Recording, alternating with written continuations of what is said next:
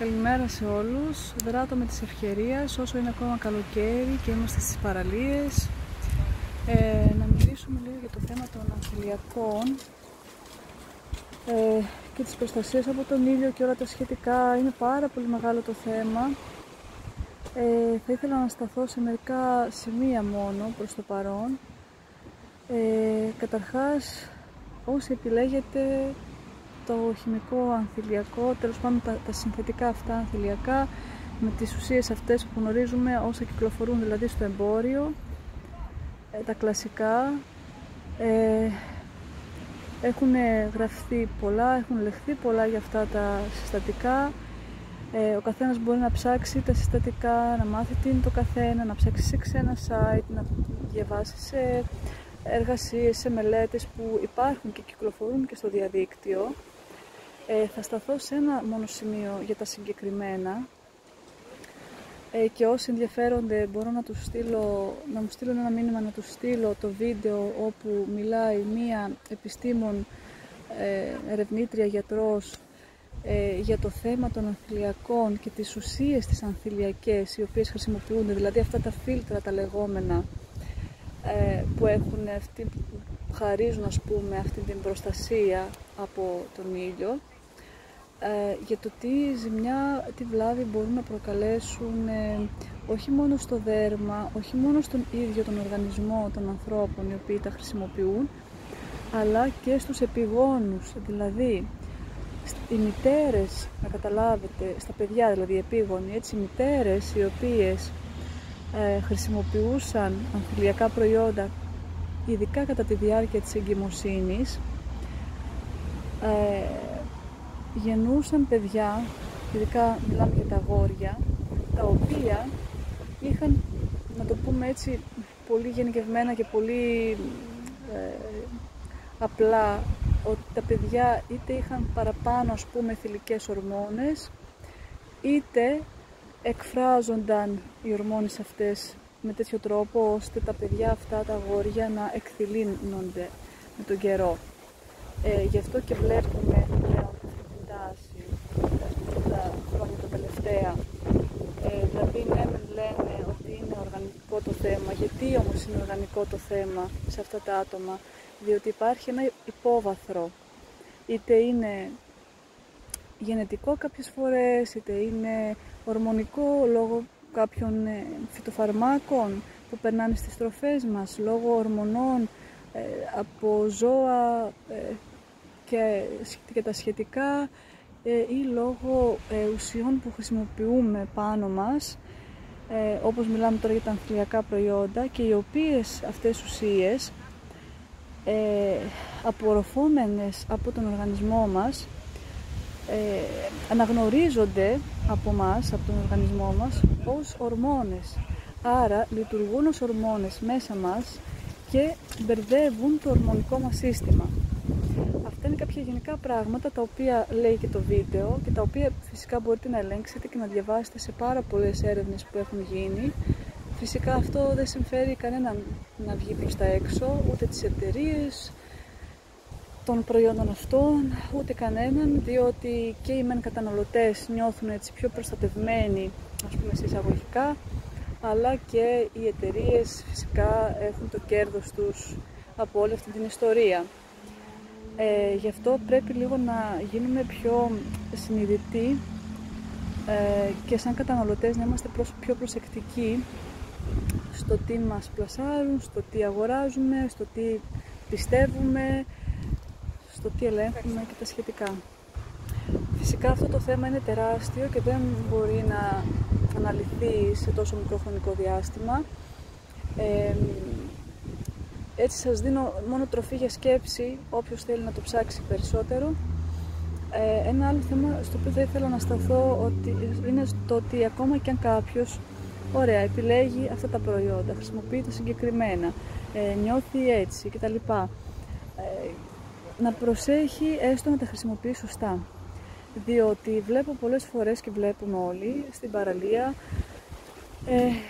παίρνει κάποιος το προϊόν αυτό, την κρέμα, το σπρέι, τι είναι, το απλώνει πάνω του, αλλά δεν το απλώνει σωστά όπως πρέπει. Δηλαδή, το απλώνει πάνω του με μένει όλη αυτή η κρέμα επάνω, φαίνεται αυτό το άσπρο, δεν απορροφάτε. Αυτό δεν είναι σωστό. Διαβάστε και τις οδηγίες, τι πρέπει να κάνετε, ότι πρέπει αυτή η κρέμα να απλωθεί, να εφαρμοστεί στο σώμα τουλάχιστον 20 λεπτά με μισή ώρα πριν από την έκθεση στον ήλιο, τέλος πάντων.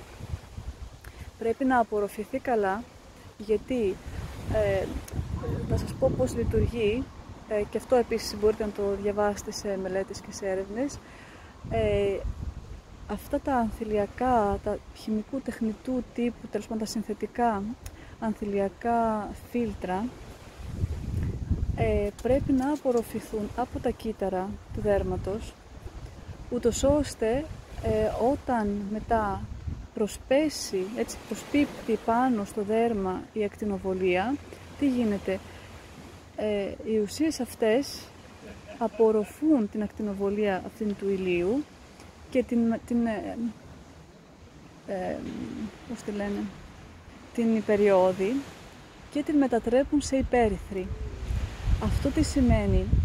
Ότι μπορεί να αυξηθεί και η θερμοκρασία στην επιφάνεια του δέρματος, μπορεί καμιά φορά να δούμε σε πιο ευαίσθητα δέρματα, έτσι λίγο να κοκκινίζει η επιδερμίδα, γιατί αυξάνεται η θερμοκρασία και γιατί γίνεται ακριβώς αυτή η αλλαγή, αυτή η μετατροπή. Οπότε αυτός είναι ο τρόπος, έτσι πολύ απλά το παρουσιάζω τώρα, αυτός είναι ο τρόπος με τον οποίο λειτουργούν αυτά τα φίλτρα. Οπότε είναι άχρηστο το να το απλώνει κάποιος σε ένα δευτερόλεπτο, σε ένα λεπτό, έτσι στα γρήγορα, σε όλο το σώμα, σε όλο το πρόσωπο και να μένει αυτό επάνω και να πηγαίνει και να βουτάει κατευθείαν μέσα στη θάλασσα. Αυτό πραγματικά είναι αμαρτία.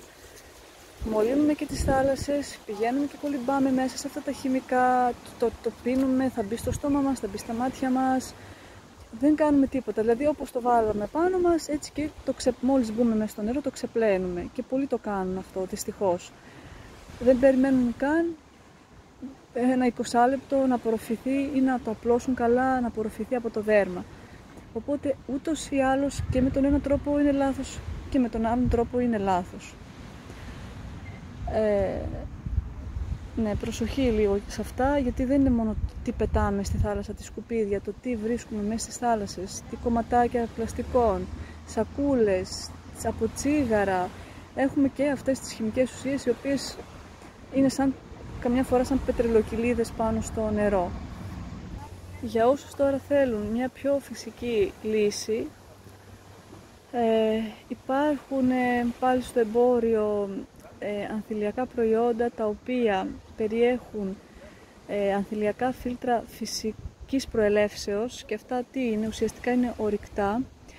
Είναι δύο ουσίες οι οποίες κυρίως χρησιμοποιούνται: το διοξίδιο του τιτανίου, μία λευκή έτσι σκόνη σαν πούδρα, είναι σαν πρώτη έτσι ύλη, και το οξύδιο του ψευδαργύρου. Το οξύδιο του ψευδαργύρου είναι κατά πολύ καλύτερο αυτού του τιτανίου, του διοξιδίου του τιτανίου. Γιατί? Διότι είναι πιο περιποιητικό για το δέρμα, χρησιμοποιείται πολλές φορές και για ανθρώπους οι οποίοι έχουν έλκη στο σώμα, στο δέρμα επάνω, έχουν ερεθισμούς, έχουν διάφορες ασθένειες όπως έξαιμα, ψωρίαση και άλλα, ή ατοπική δερματίτιδα. Επίσης λειτουργεί περιποιητικά ο ψευδάργυρος, γενικά κάνει καλό στο δέρμα από πολλές απόψεις, κλείνει πληγές, επουλώνει, είναι επουλωτικός, οπότε προτιμούμε αυτόν. Και επίσης έχει την ιδιότητα ότι αφήνει έτσι και το δέρμα ματ, έτσι, αυτό το κάνουν και οι δύο ουσίες. Αλλά το κυριότερο είναι ότι επίσης δεν φράζει τους σπόρους, δηλαδή όποιος θέλει να αποφύγει τα μαύρα στίγματα, τα σπυράκια και αυτά που δημιουργούνται από κρέμες οι οποίες είναι φαγεσορογόνες που λέμε, δηλαδή προκαλούν φαγέσορες στο δέρμα όταν κλείνουν τους σπόρους και αναπτύσσονται μέσα τα βακτήρια, έτσι αναγκαστικά, το οξύδιο του ψευδαργύρου είναι η καλύτερη λύση. Γιατί έχω παρατηρήσει και στον εαυτό μου προσωπικά ότι το διοξίδιο του τιτανίου μπορεί να δημιουργήσει φαγέσορες κατά τις περισσότερες φορές. Οπότε είτε μπορείτε να βρείτε κάτι τέτοιο στο εμπόριο. Τα περισσότερα προϊόντα που περιέχουν αυτήν την ουσία είναι τα λεγόμενα παιδικά ανθιλιακά προϊόντα. Κάνουν έτσι κάτι πιο ελαφρύ και πιο καλό και πιο περιποιητικό για τα παιδιά. Σε αυτή την περίπτωση όμως τι δεν μπορείτε να αποφύγετε? Δεν μπορείτε να αποφύγετε τις άλλες χημικές ουσίες που υπάρχουν σε αυτά τα προϊόντα, όπως είναι οι σταθεροποιητές, όπως είναι ουσίες που βοηθούν στο να γίνει καλό το μείγμα, να σταθεροποιηθεί, να ομογενοποιηθεί, και τα συντηρητικά, έτσι, τα οποία επίσης είναι επιβλαβή για το δέρμα και για τον οργανισμό, γιατί είπαμε ότι απορροφάται από το δέρμα, εννοείται ότι πηγαίνει και στην κυκλοφορία μετά και σε όλο το σώμα. Οπότε εγώ θα πρότεινα, αν μπορείτε να βρείτε ανθρώπους οι οποίοι παρασκευάζουν τελείως φυσικά προϊόντα, ειδικά με φυσικά ανθιλιακά φίλτρα όπως το οξύδιο του ψευδαργύρου, θα ήταν ό,τι καλύτερο για σας. Τώρα να πούμε λίγο πώς λειτουργεί αυτή η ουσία, ποια είναι, ας πούμε, ποιος είναι ο τρόπος με τον οποίο έχει αυτή την ανθιλιακή δράση. Ουσιαστικά αυτό, σε αντίθεση με τα άλλα φίλτρα, τα τεχνητού τύπου, τέλος πάντων τα συνθετικά, δεν χρειάζεται να εισχωρήσει το δέρμα, αντιθέτως πρέπει να μείνει επάνω στο δέρμα. Ένα θετικό σε σχέση με τα άλλου τύπου ανθιλιακά προϊόντα και φίλτρα είναι ότι δεν εισχωρεί στην κυκλοφορία του αίματος, γι' αυτό δεν παίρνουμε τα νάνο σωματίδια, έτσι, δηλαδή τον ψευδάργυρο, ο οποίος είναι σε μορφή νανοσωματιδίων, τόσο ψηλό κοκό, αλλά το κανονικό. Εκτός αυτού, με την πρώτη επάλυψη, με την απευθείας εφαρμογή, έχετε και απευθείας την προστασία. Δεν χρειάζεται να περιμένετε, φοράτε το προϊόν σας και βγαίνετε κατευθείαν έξω. Κάνει καλό στο δέρμα, είπαμε. Εκτός το ότι σας περιποιείται, προστατεύει και από την ακτινοβολία. Πώς? Με το να καθρεφτίζει, ας πούμε, τον ήλιο της ακτίνης, να τις αντανακλά. Έτσι. Γι' αυτό και πρέπει να μένει επάνω στην επιδερμίδα και καμιά φορά έτσι μπορεί να αφήσει και λίγο έτσι μια λευκή απόχρωση, να φαίνεται δηλαδή ότι έχετε πάνω σας αυτό το ελαφρώς τη λευκή κρέμα.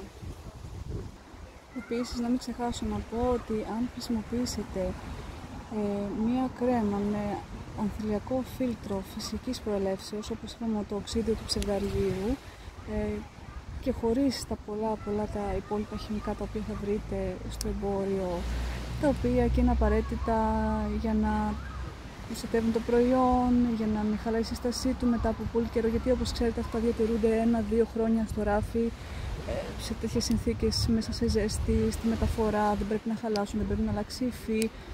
Γι' αυτό και απαγορεύεται να βγουν στο εμπόριο χωρίς, αν δεν περιέχουν όλα αυτά τέλος πάντων τα συστατικά. Δεν φοβάστε να μολύνετε το περιβάλλον. Αυτά τα συστατικά είναι τελείως φυσικά. Η κρέμα μπορεί να περιέχει επίσης και κάποια άλλα έλαια και κάποιους γαλακτοματοποιητές για να γίνει αυτή η σύνθεση και να παραχθεί η κρέμα και να έχει αυτό το αποτέλεσμα.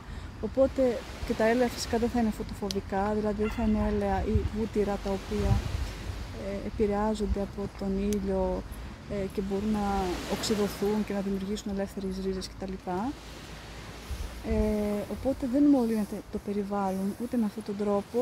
Μπορείτε να το φορέσετε, θα μπείτε μέσα στο νερό, δεν θα φύγει από πάνω σας τόσο εύκολα. Δηλαδή εγώ πολλές φορές κάνω μπάνιο, βγαίνω έξω και βλέπω ότι έχω ακόμα αυτή την κρέμα πάνω, φαίνεται δηλαδή το άσπρο καμιά φορά. Αν δεν το τρίψετε, αν δεν το ξεκλίνετε με σαπούνι, αν δεν το σκουπίσετε, παραμένει. Παραμένει όσο παραμένει, μπορείτε να ξανακάνετε πάλι όσες φορές θέλετε. Και φυσικά αν δεν θέλετε να φοράτε τίποτα από όλα αυτά, μπορείτε να προστατευτείτε με ένα καπελάκι, μια λευκή μπλουζίτσα, να φορέσετε ένα μακρύ πουκαμισάκι λευκό, να αποφεύγετε τις ώρες της έντονης ηλιοφάνειας. Γενικά υπάρχουν πολλοί τρόποι φυσικοί, δεν χρειάζεται όλοι μας να πασαλιβόμαστε με αυτά τα προϊόντα, με τα αρώματα, με τα λάδια, με τα ανθυριακά αυτά με τα χημικά και να βουτάμε μες στο νερό και να κάνουμε κακό και σε εμάς και στα παιδιά μας και στο περιβάλλον.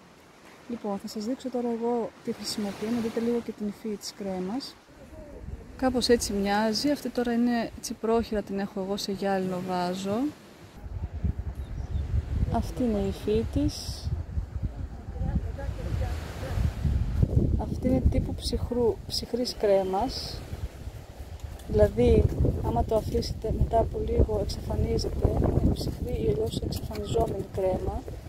Βλέπετε εδώ, δεν μένει ούτε το άσπρο μετά από λίγο ή θα μείνει έτσι ένα ελάχιστο, το οποίο το θέλουμε.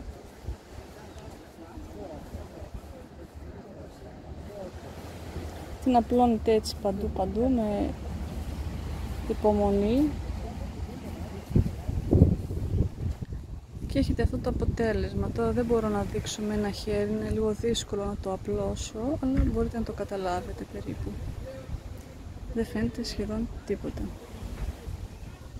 Και απλώς θα ήθελα κάτι τελευταίο να πω για να κλείσω, ότι πρέπει να θυμάστε ότι πάντα έχετε τη δύναμη, ο καταναλωτής έχει τη δύναμη, η γνώση είναι δύναμη, μπορείτε να ψάξετε και όσο περισσότερα γνωρίζετε τόσο καλύτερα θα είναι για σας, για τη ζωή σας και τόσο πιο ενημερωμένοι θα είστε για τα διάφορα αυτά θέματα που σας απασχολούν.